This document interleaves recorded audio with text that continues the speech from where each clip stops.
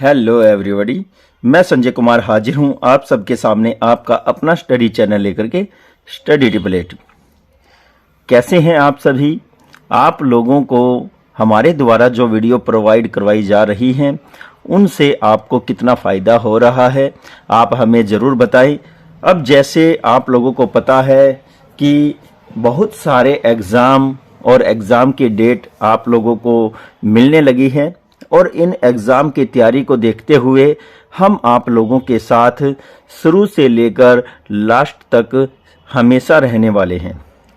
बहुत सारे स्टूडेंट हैं जिनका धन्यवाद कमेंट आता है हमारे पास और ज़्यादातर हमें फ़ोन करके भी पर्सनली बोलते हैं कि सर आपके द्वारा जो वीडियो प्रोवाइड करवाई जाती है उनमें बड़े ही महत्वपूर्ण क्वेश्चन हैं, उनकी वजह से ही हम अपने कंपटीशन एग्ज़ाम में हाईएस्ट मार्क्स कलेक्ट कर पाए। बहुत से ऐसे स्टूडेंट हैं जिनका सिलेक्शन भी हुआ है, किसी को दिल्ली में सिलेक्शन मिला है तो किसी को एचएससी में सिलेक्शन मिला है, तो कोई चंडीगढ़ में चुना गया तो कोई हमारे जो आसपास के जितने भी राज्य हैं उनमें कंडक्ट होने वाले प्रत्येक एग्ज़ाम में कोई ना कोई स्टूडेंट हमारा चुना जाता है। तो आप लोगों को हम ढेर सारी शुभकामनाएं देते हैं। भगवान आपकी जो सक्सेस लाइफ है वो बहुत ही मज़ेदार आप लोगों की बीते, इसके लिए वो सदा आपको आशीर्वाद देते रहें। और इसी के साथ ही बहुत सारे ऐसे कमेंट आते हैं कि सर हमें जनगणना के विषय में बताइए, क्योंकि हर एग्ज़ाम में 3 से 4 या फिर मैक्सिमम 5 नंबर तो पर्सन ऐसे होते हैं जो जनगणना पर आधारित होते हैं, चाहे वो भारत के किसी भी स्टेट का ही एग्ज़ाम क्यों न हो। तो आइए अब हम 2011 की जनगणना के अनुसार महत्वपूर्ण आंकड़ों के विषय में जानते हैं। अगर हम बात करें 2021 की जनगणना तो उसको अभी इशू होने में और उसको अभी अलग अलग जितने भी बुक्स हैं उनमें प्रिंट होने में टाइम लगने वाला है।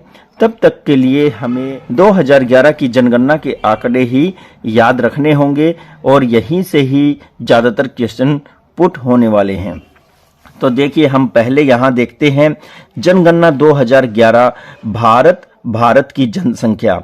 तो भारत की जनसंख्या के विषय में हम जानेंगे तो सबसे पहले देखते हैं भारत की कुल जनसंख्या कितनी रही है। 121 करोड़, यहाँ आप देख सकते हैं 121 करोड़ यानी कि 1 अरब 21 करोड़ और फिर 1 अरब 21 करोड़ 1,93,422। जी हाँ, यहाँ आप लोगों को पूरा आंकड़ा दिया गया है। बहुत से स्टूडेंट होते हैं इसको शॉर्टकट में याद कर लेते हैं, 121 करोड़ बोल देते हैं, लेकिन यहाँ आपको पूरा याद रखना है। तो यहाँ आप देखेंगे 121 करोड़ भी बोल सकते हैं या 1 अरब 21 करोड़ बोलें और 1,93,422 कुल जनसंख्या रही है भारत की 2011 में।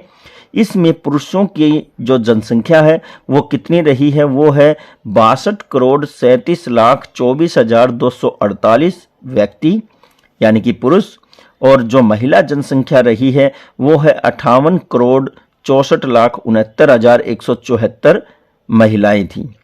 अब यहाँ हम बात करें दशक में यानी कि 10 साल में जनसंख्या की वृद्धि प्रतिशत क्या रही, तो भारत की ऑल ओवर देखें तो 17.64 जो प्रतिशत दर रही है वो भारत की 10 वर्ष में रही है। यानी कि आज जितनी जनसंख्या है उसके 10 साल के बाद 17.64% की दर से जनसंख्या बढ़ी है। अब देखते हैं कुल जनसंख्या में राज्य की जनसंख्या प्रतिशत। अब यहाँ पर ये राज्यों की जनसंख्या प्रतिशत दर्शाई गई है कि कुल जनसंख्या में किस राज्य का कितना शेयर है वो देखेंगे तो 100% है भारत की ये जनसंख्या। तो इसी के साथ ही हम देखेंगे सबसे पहले जम्मू कश्मीर का। तो जम्मू कश्मीर यहाँ शेयर करता है हमारी कुल जनसंख्या में 1,25,48,926 यहाँ की पॉपुलेशन है और जिनमें पुरुषों की जनसंख्या है 66,65,561, महिलाओं की है 58,83,365 और वही दशकीय जो वृद्धि दर रही है वो है 23.71। लगभग यहाँ पर बहुत ही ज़्यादा जनसंख्या प्रतिशत में रही है वृद्धि दर। और फिर अगर देखें तो ये भारत में कितना शेयर करता है, तो 1.04 इसका शेयर है भारत की कुल जनसंख्या में। अब हम बात करते हैं हिमाचल प्रदेश की। तो हिमाचल प्रदेश की कुल जनसंख्या 68,56,509 व्यक्ति है। इनमें पुरुषों की संख्या 34,73,892 है। और फिर महिलाओं की बात करें तो 33,82,617 है। वहीं अगर हम दशकीय जनसंख्या वृद्धि दर की बात करें तो 12.81 यानी कि 81% जो है दशकीय वृद्धि दर रही है। और भारत की कुल जनसंख्या में 0.57 इसका शेयर रहता है। नेक्स्ट है पंजाब। जी हाँ, पंजाब राज्य भी महत्वपूर्ण है। पंजाब की कुल जनसंख्या है 2,77,04,236 व्यक्ति। इनमें पुरुषों की संख्या है 1,46,34,819 और महिलाओं की जनसंख्या है 1,30,69,417। वहीं दशक जो वृद्धि दर है वो हम देखते हैं तो इसमें 13.73% वृद्धि दर रही है। और 2.29 यहाँ इसका शेयर रहा है भारत की कुल जनसंख्या में। अब हम बात करते हैं चंडीगढ़ की, जो कि यूनियन टेरिटरी है हमारी इंडिया की। इसकी कुल जनसंख्या है 10,54,686 व्यक्ति। पुरुषों की संख्या बात करें तो 5,80,282 है। महिलाओं की बात करें तो 4,74,404 है। यही जो दशकीय वृद्धि दर रही है तो वो है 17.10। और चंडीगढ़ का भारत की जनसंख्या में 0.09% शेयर रहा है। और अब अगर हम बात करें उत्तराखंड की, जो कि देवभूमि के नाम से प्रसिद्ध रही है, तो यहाँ 1,01,16,752 जनसंख्या निवास करती है, जिसमें 51,54,178 पुरुष हैं और 49,62,574 महिलाएं हैं। इसने जो जनसंख्या वृद्धि दर रही है 10 वर्षों में तो वो है 19.17 और भारत की कुल जनसंख्या में इसका 0.84% हिस्सा रहा है। अब हम बात करते हैं हरियाणा की, जहां दूध दही का खाना है और इसमें कुल जनसंख्या जो निवास करती है वो है 2,53,53,000। आप देख सकते हैं 53,000 के बाद 2,53,53,081 लोग निवास करते हैं, जिनमें 1,35,05,130 पुरुष हैं और 1,18,47,951 महिलाएं हैं। हरियाणा की दशकीय वृद्धि दर 19.90 रही है और भारत की जनसंख्या में इसका शेयर 2.09 रहा है। अब हम बात करें हमारी राष्ट्रीय राजधानी यानी कि यूनियन टेरिटरी दिल्ली की। अब दिल्ली की टोटल जनसंख्या 1,67,53,235 रही है। इसमें पुरुषों की जनसंख्या 89,76,410 और महिलाओं की जनसंख्या 77,76,825। दिल्ली की दशकीय वृद्धि दर 20.96 रही है, लगभग 21। और यहाँ पर अगर हम बात करें कि भारत की कुल जनसंख्या में 1.38 इसका शेयर रहता है। नेक्स्ट अगर हम बात करें तो भारत के सबसे बड़े राज्य, जो कि फिजिकल में सबसे बड़ा राज्य है, राजस्थान। इसकी कुल जनसंख्या है 6,86,21,012 और इसमें 3,56,20,086 पुरुषों की जनसंख्या है। वहीं 3,30,09,26 जनसंख्या महिलाओं की है और दशकीय वृद्धि दर राजस्थान की 21.44 रही है। भारत की कुल जनसंख्या में 5.67 इसका शेयर रहा है। इसी तरह से हम बात करें भारत के सबसे बड़े राज्य की, भारत का सबसे बड़ा राज्य हमने राजस्थान बताया, वो फिजिकल में था। और उत्तर प्रदेश की बात करें तो ये जनसंख्या में सबसे बड़ा है। तो इसकी जनसंख्या है 19,95,81,477 कुल जनसंख्या है उत्तर प्रदेश की। इसमें 10,45,96,415 पुरुष रहते हैं और 9,49,85,620 महिलाएं रहती हैं। उत्तर प्रदेश की 10 की वृद्धि दर 20.09 रही है और भारत की कुल जनसंख्या में उत्तर प्रदेश 16.49 अपना हिस्सा योगदान देता है। नेक्स्ट जो राज्य है वो है बिहार। बिहार की कुल जनसंख्या 10,38,04,637। इनमें पुरुषों की जनसंख्या है 5,41,85,347 और महिलाओं की जनसंख्या है 4,96,19,290। बिहार की 10 की जनसंख्या वृद्धि दर 25.07 रही है और भारत की कुल जनसंख्या में इसका 8.58 हिस्सा रहता है। तो बहुत ही बढ़िया ये आंकड़े आप लोगों को समझ में आ रहे होंगे। अब हम बात करते हैं यहाँ सिक्किम की, एक बहुत ही बढ़िया राज्य जो कुल जनसंख्या इसकी 6,07,688 है, जिसमें 3,21,661 पुरुष रहते हैं और 2,86,027 महिलाएं निवास करती हैं। सिक्किम की 10 की वृद्धि दर 12.36 है। भारत की कुल जनसंख्या में 0.05% का शेयर करता है सिक्किम। नेक्स्ट जो है वो है अरुणाचल प्रदेश। अरुणाचल प्रदेश की कुल जनसंख्या 13,82,611 है और इसमें पुरुषों की जनसंख्या 7,20,232 है। महिलाएं इसमें 6,62,379 रहती हैं। 10 की वृद्धि दर की बात करें तो 25.92 इसका रहा है और भारत की कुल जनसंख्या में 0.11 इसका शेयर बनता है। नेक्स्ट हमारा जो राज्य है वो है नागालैंड। नागालैंड 19,20,602 19,80,602 कुल जनसंख्या है। पुरुषों की जनसंख्या की बात करें तो 10,25,707 रहते हैं और महिलाओं की बात करें तो 9,54,895 महिलाएं हमारे अरुणाचल प्रदेश में निवास करती हैं।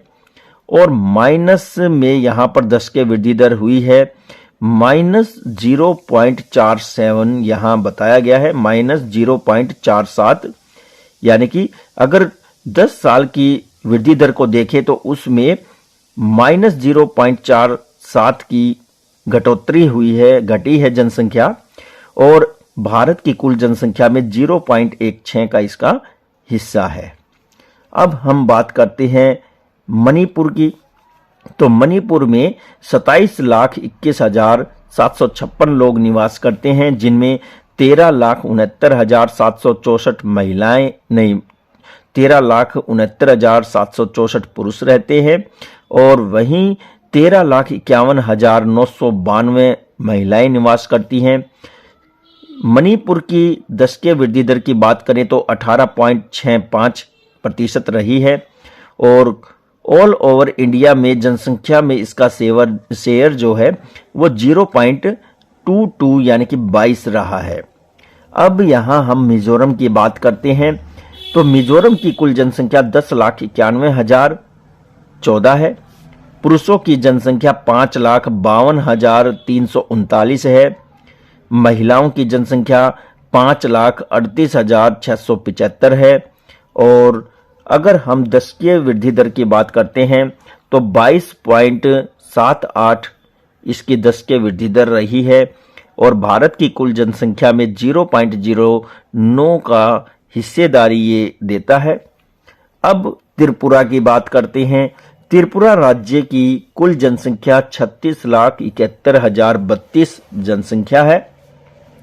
जिनमें 18,71,867 पुरुष निवास करते हैं और 17,99,165 महिलाएं निवास करती हैं। यहाँ पर त्रिपुरा की 10 के वृद्धि दर की बात करें तो 14.75 की दर से जनसंख्या बढ़ी है और भारत की कुल जनसंख्या में 0.30 का इसका योगदान रहा है। अब हम मेघालय की बात करते हैं। 29,64,007 जनसंख्या है और पुरुषों की जनसंख्या 14,92,668 है। इसी के साथ ही 14,71,339 महिलाएं भी निवास करती हैं। तो मेघालय की जो 10 के वृद्धि दर है वो है 27.82 की गति से ये जनसंख्या 10 वर्ष में बढ़ी है और भारत की कुल जनसंख्या में 0.24 का योगदान ये देता है। असम की बात करते हैं। असम की कुल जनसंख्या 3,11,69,272 जनसंख्या है, जिनमें 1,59,54,927 पुरुष रहते हैं और 1,52,14,345 महिलाएं निवास करती हैं। असम की 10 के वृद्धि दर देखें तो 16.93 इसकी 10 के वृद्धि दर रहती है और भारत की कुल जनसंख्या में 2.58 की दर से ये अपना योगदान देता है। अब हम पश्चिम बंगाल की बात करते हैं। पश्चिम बंगाल की कुल जनसंख्या है 9,43,47,736, जिनमें 4,69,27,389 पुरुष निवास करते हैं और 4,44,20,347 महिलाएं निवास करती हैं। पश्चिम बंगाल की 10 के वृद्धि दर 13.93 रही है और 7.55 के हिसाब से यह भारत में कुल जनसंख्या में अपना योगदान देता है। तो बहुत ही जबरदस्त ये आंकड़े हैं हमारे लिए। अब हम बात करते हैं झारखंड की।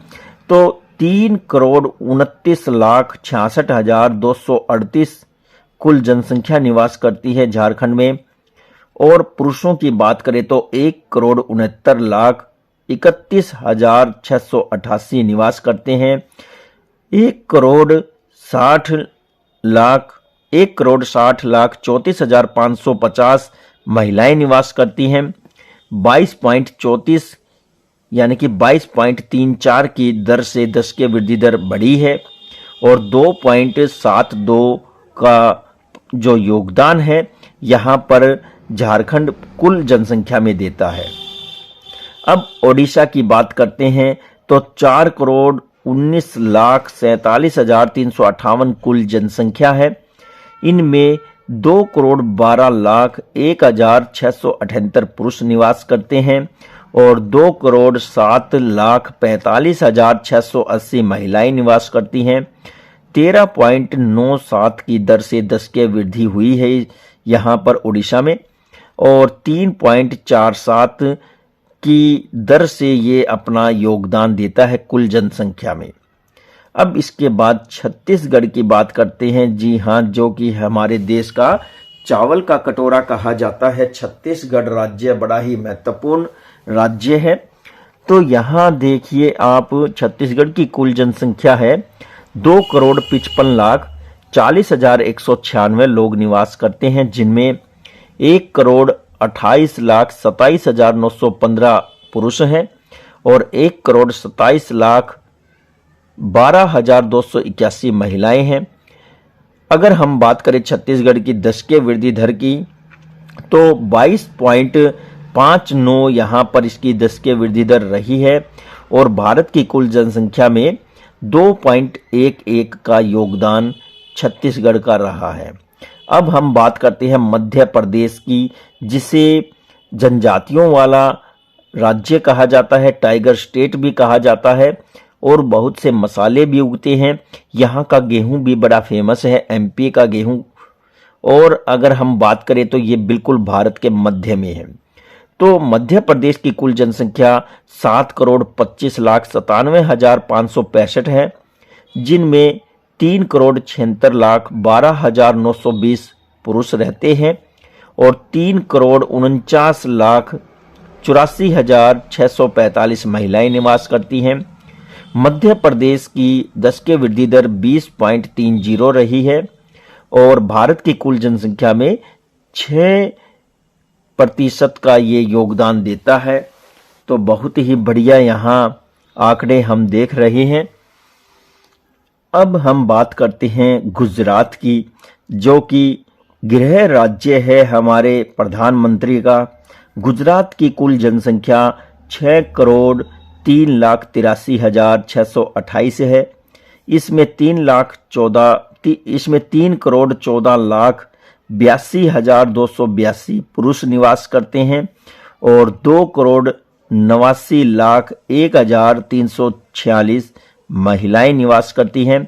गुजरात की 10 के वृद्धि दर 19.17 रही है और 4.99 की दर से ये अपना योगदान भारत की कुल जनसंख्या में देता है। अब हम बात करते हैं दमन एवं दीव। दमन दीव बहुत ही बढ़िया यहाँ पर हम देखते हैं कि इसका रोल रहता है। तो देखिए यहाँ 2,42,911 ही मात्र लोग निवास करते हैं, जिनमें 1,50,100 पुरुष हैं और 92,811 केवल महिलाएं हैं। 1 लाख से भी बहुत ज़्यादा नीचे है। और अगर हम 10 के वृद्धि दर की बात करें तो 53.54 की दर से इसकी 10 वर्षों में जनसंख्या वृद्धि हुई है और भारत की कुल जनसंख्या में 0.02 का ये योगदान देता है। अब हम बात करें अब तक जो 10 के वृद्धि दर हुई है वो दमन दीव की रही है सबसे हाईएस्ट। तो आगे है दादर नगर हवेली। दादर नगर हवेली ये हमारी यूनियन टेरिटरी रही है।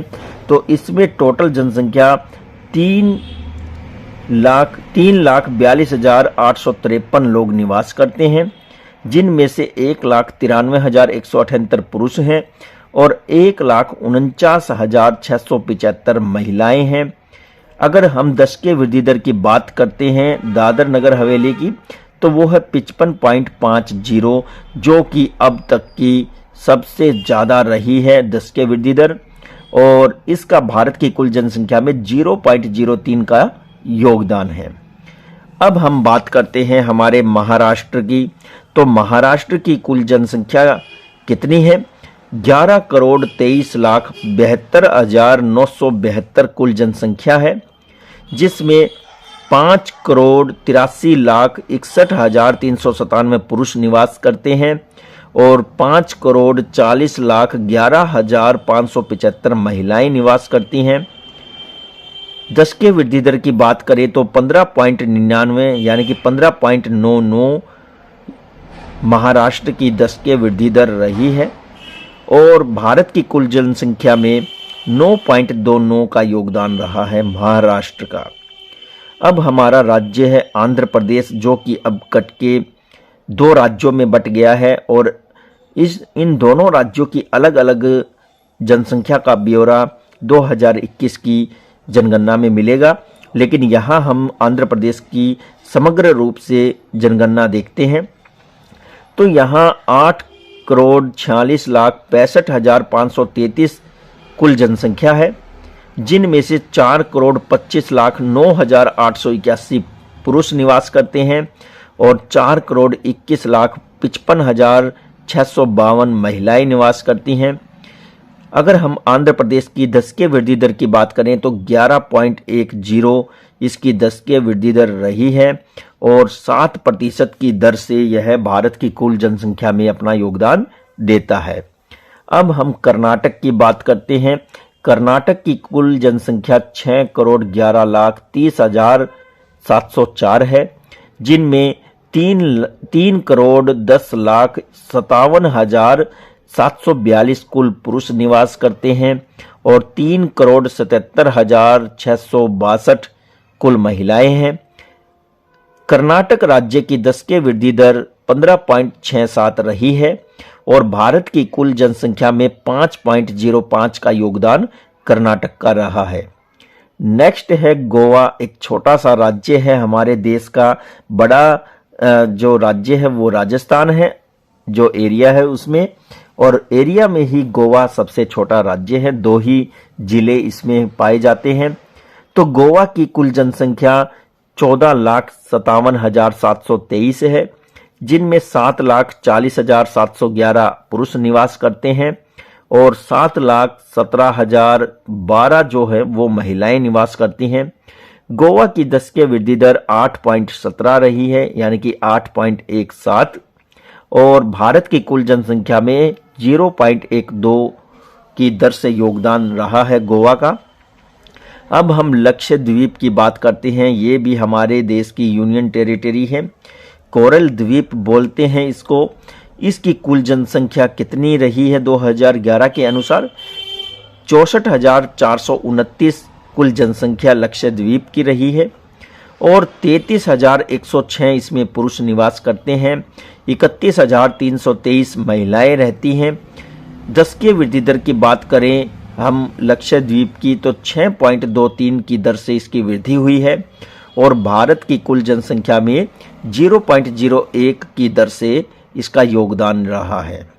अब हम देखते हैं केरल की बात करें तो केरल बड़ा ही महत्वपूर्ण मसालों की रानी कहा जाता है। इलायची की पहाड़ियां आपने सुना होगा। केरल बड़ा ही इम्पोर्टेंट राज्य है, मानव विकास के क्षेत्र में सबसे आगे है। यहाँ पर विकास बहुत ही ज़्यादा होता है।